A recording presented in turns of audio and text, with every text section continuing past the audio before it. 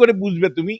ধরো এই পর্যায়ে 100 জন তৃণমূল কাউন্সিলর তারা যথার্থ কারণেই ধরেছে যে তারা তোলাবাজি করেছে, কিন্তু বিজেপির হয়ে যারা তোলাবাজি করলো সেই সংখ্যাটা 450-র উপরে।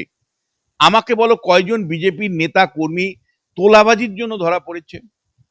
তার মানে পুলিশ শাসকের হয়ে একরকম অবস্থান নিচ্ছে আজকের দিনেও, আর বিরোধীদের জন্য আরেক রকম অবস্থান নিচ্ছে। ফলে তৃণমূল কংগ্রেসের কোনো নৈতিক অধিকার নেই এই সময়ে পুলিশের ভূমিকা নিয়ে সমালোচনা করার। মমতা বন্দ্যোপাধ্যায়ের কোনো অধিকারই নেই। কিন্তু আরেকটা জিনিস আমি এক সেকেন্ড, এটা আমি পরিষ্কার আবারও বলছি যে এই 3 মাসে যে তোলাবাজি শুধু হয়েছে, সেই তোলাবাজিতে যত সংখ্যক বিরোধীদেরকে ধরা হয়েছে তার সামান্য ভগ্নাংশও বিজেপিতে যারা তোলাবাজি করলো তাদের কিন্তু ধরা হয়নি। ফলে শাসকের ক্ষেত্রে রীতি অনুসারে পুলিশ যেভাবে ছাড় দেয়, তৃণমূল এই বিজেপির আমলেও কিন্তু পুলিশ শাসকের জন্য একরকম আইন আর বিরোধীদের জন্য আরেক রকম আইন। এর ছবি কিন্তু আমি ধরা পড়ছে। আমরা আশা করব পরিবর্তন করবেন শুভেন্দু অধিকারী। যদি না করেন স্পষ্টভাবে বলবো যে এটা তৃণমূল কংগ্রেসের পার্ট 2। আর একটা বিষয় যেটা খুব গুরুত্বপূর্ণ, বিরোধী হিসেবে মমতা বন্দ্যোপাধ্যায় ফেসবুক লাইভ করে দিলেন, তার ওখানে দায়িত্ব শেষ। রোজ দেখছি ফেসবুক লাইভ, কোথায় আপনারা মাঠে ময়দানে নামছেন, মানুষের হাতটা ধরছেন, মানুষের পাশে থাকতেন। মমতা বন্দ্যোপাধ্যায় বলছে আমি তো কোনো পয়সা নিইনি, আমি তো কোনো রয়্যালিটি এখনো পাইনি। আমি বলছি আপনি যদি কোনো দুর্নীতিতে যুক্তই নয়, আপনি কোনো রয়্যালিটি নিচ্ছেনই না, তাহলে আপনাদের পথে নামতে ভয় কিসের? আপনিই কেন পুলিশকে ভয় পাচ্ছেন? এই 15 বছর পুলিশকে তো আপনি ট্রিট করেছেন, তাহলে সেই 3 মাসের মধ্যে আপনি কেন শুধু ফেসবুকে বার্তা দিচ্ছেন এই হচ্ছে ওই হচ্ছে, নাকি 20টা ধর্ষণ হয়ে গেছে? মমতা বন্দ্যোপাধ্যায় তো মহিলা, মমতা বন্দ্যোপাধ্যায় পথে নামতে পারছেন না কেন? প্রথম হলো আমি তো পয়সায় নেইনি, আমি তো বেতন নেইনি, অথচ আমি সারা পশ্চিমবাংলাকে দুর্নীতিগ্রস্ত করেছি।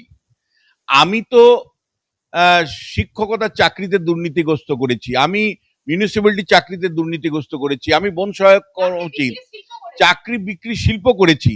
ফলে Mamata Bandyopadhyay most corrupted chief minister in West Bengal is Mamata Banerjee. কারণ আন্ডার হার লিডারশিপ এই এন্টার করাপশনটা হয়েছে। আজকে টুলু মন্ডলের বাড়িতে 220 কোটি টাকা পাওয়া যাচ্ছে, 215 কেজি সোনা, 246টা গাড়ি। ফলে টুলু মন্ডল তৈরি হয়েছে মমতা বন্দ্যোপাধ্যায় ছত্রছায়া থেকে, তার প্রশাসনের ছত্রছায়া থেকে। ফলে মমতা বন্দ্যোপাধ্যায় যদি এখন মানে ক্রোকোডাইল টিয়ার বা কুমিরের অশ্রু মতন বলেন যে আমি তো দুর্নীতিগ্রস্ত নই, আমি তো বেতন নিতাম না চিফ মিনিস্টার হিসাবে, আরে আপনার শাসনকালে দুর্নীতি হয়েছে। দুর্নীতির মানে পাহাড় তৈরি করেছেন আপনি, দুর্নীতিটাকে প্রাতিষ্ঠানিক রূপ দিয়েছেন, বাঙালি জাতিকে প্রাতিষ্ঠানিক দুর্নীতিতে আপনি ঢুকিয়েছেন একেবারে। ফলে আপনার মুখে এগুলো সাজেই না মমতা বন্দ্যোপাধ্যায়, দয়া করে আপনি এগুলো বলবেন না। আর এই যে পাবলিক তো জানে যে মমতা বন্দ্যোপাধ্যায় এই দুর্নীতিগুলোকে আশ্রয় করেছে। মমতা বন্দ্যোপাধ্যায় নৈতিকতা হারিয়ে ফেলেছেন, কোনো নতুন করে প্রতিবাদ করার মতন তার সাহস নেই। কারণ যেখানেই যাবেন সেখানেই মানুষ আঙুল তুলে বলবেন আপনার শাসনকালে এগুলো হয়েছে। আপনি যখন ধর্ষণ, এই সময় যদি কারো কোনো ধর্ষণ হয় তাহলে সেই ধর্ষণের বিরুদ্ধে উনি মাঠে নামতে পারবেন না। বলে আপনি তো পার্ক স্ট্রিটে ধর্ষণের সময় ছোট ঘটনা বলেছিলেন, আপনি তো হাঁসখালির ধর্ষণের সময় বলেছিলেন যে লাভ অ্যাফেয়ার্স, আপনি তো কাটোয়া ধর্ষণের সময় বলেছিলেন সিপিএম এর লোক। ফলে মমতা বন্দ্যোপাধ্যায়ের কোনো নৈতিক এখতিয়ার নেই, অধিকার নেই বিরোধী দলের নেত্রী হিসাবে কোনো ধর্ষণের বিরুদ্ধে পথে নামার। মমতা বন্দ্যোপাধ্যায়ের কোনো এখতিয়ার নেই পুলিশের ভূমিকা নিয়ে রাস্তায় নামার। তার কারণ মমতা বন্দ্যোপাধ্যায় 2021 সালে যে পোস্ট ইলেকশন ভায়োলেন্সে হাজার হাজার মানুষকে এই পশ্চিমবাংলা ছাড়া করেছিল, মাত্র 5 দিনের মধ্যে 54 জন বিজেপি কর্মীর মৃত্যুর কারণ হয়েছিল। সেই মমতা বন্দ্যোপাধ্যায় যদি এখন পুলিশের ভায়োলেন্স নিয়ে, পুলিশের অত্যাচার নিয়ে কথা বলে, মানুষ বলবে যে আপনি 15 বছর কি করেছিলেন, উল্টো দিকে মানুষ তীর ছুড়বে। ফলে মমতা বন্দ্যোপাধ্যায় নৈতিকতা হারিয়েছে। আমি বারবার তোমায় বলছি, এই মমতা বন্দ্যোপাধ্যায় অভিষেক বন্দ্যোপাধ্যায়কে সঙ্গে নিয়ে যদি বিরোধী পরিষদ দখল করতে চায় তাহলে এটা ভুল হবে। আগামী দিনে তোমাকে আমি পরিষ্কার বলছি, এই লড়াই আদর্শগত লড়াই। এই লড়াই আমি তোমাকে বলছি ক্রমশ আমি ছাত্র আন্দোলন থেকে পরিষ্কার আভাস পেয়েছি যে পশ্চিমবাংলার রাজনীতি শুধু ছাত্র আন্দোলন নয়, ফল তার নির্বাচনের ফলাফলেও দেখলাম। করেছেন এনসিপিআই এর ভবিষ্যৎ নিয়ে, ভবিষ্যৎ অন্ধকার। কারণ এখন নির্বাচন কমিশন বা স্পিকারকে কাজে লাগিয়ে যে প্রোটেকশনটা পাবেন, জনতার দরবারে যে মুহূর্তে এরা আসবেন, সঙ্গে সঙ্গে এই বেঈমান গদ্দার মির্জাফর বিভীষণদের মানুষ প্রত্যাখ্যান করবে। এদের মধ্যে কয়েকজন আছে জেনেটিক গদ্দার, বারবার দেখবেন বদল, এক জায়গা থেকে উপকার পেয়ে বদল, আবার কয়েকজনকে প্রভাবিত করে, কয়েকজনকে একটু চাপ দিয়ে এইসব করা হচ্ছে। তো এখন এরা সুদীপ বন্দ্যোপাধ্যায়কে এই উত্তরটা দিন, উনি কোন দলে আছেন? তৃণমূল থেকে জিতেছিলেন, বিজেপির সঙ্গে মিটিং করেন, যাচ্ছেন এনসিপিআইতে শোনা যায়, আর লোকসভা টিভিতে লেখা থাকে টিএমসি সদস্য। এর মানেই কি?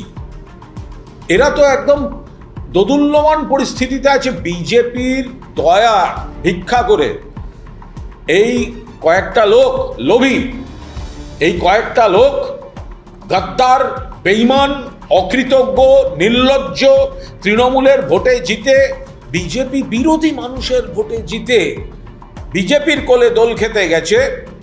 এরা নিজেদের অস্তিত্বের সংকট, এরা অস্তিত্ব বাঁচাতে কখনো নরেন্দ্র মোদী, কখনো এনডিএ, কখনো অমিত শাহ, কখনো নবান্ন, শুভেন্দু অধিকারী, বিজেপি নেতাদের চারপাশে ঘুরঘুর করছে। মমতা বন্দ্যোপাধ্যায় যদি মুখ্যমন্ত্রী হতেন, এই লোকগুলো, এই বিচিত্র পরচুলার নির্লজ্জ এবং বাকিরা, এরাই তো মমতাদির পাশে ঘুরতেন। আজ মমতাদি মুখ্যমন্ত্রী নেই, তাই নিজেদের অঙ্কে এখন বিজেপি নেতাদের কাছে, ওনারাও জানেন নিয়ম মতো ওদের এক্ষুনি মেম্বারশিপ খারিজ হওয়া উচিত। কেন এমপিশিপ খারিজ হচ্ছে না এখনো? কেন খারিজ হচ্ছে না? স্পিকার প্রোটেকশন দিয়ে রাখছে, বিজেপি প্রোটেকশন দিয়ে রাখছে।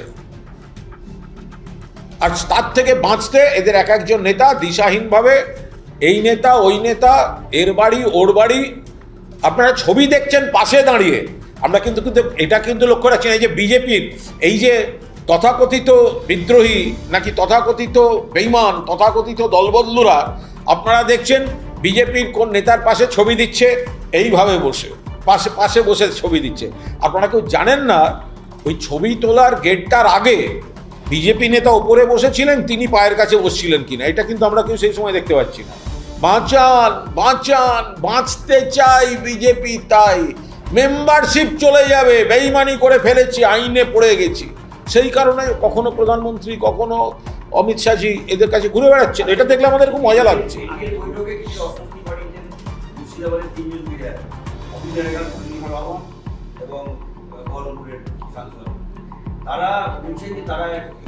আমরা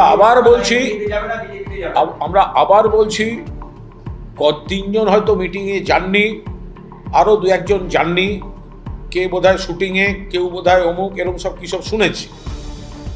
কে কি এক্সকিউজ দিচ্ছেন তো বলতে পারবো না। আমি এইটুকু বলছি, 6-এর বেশি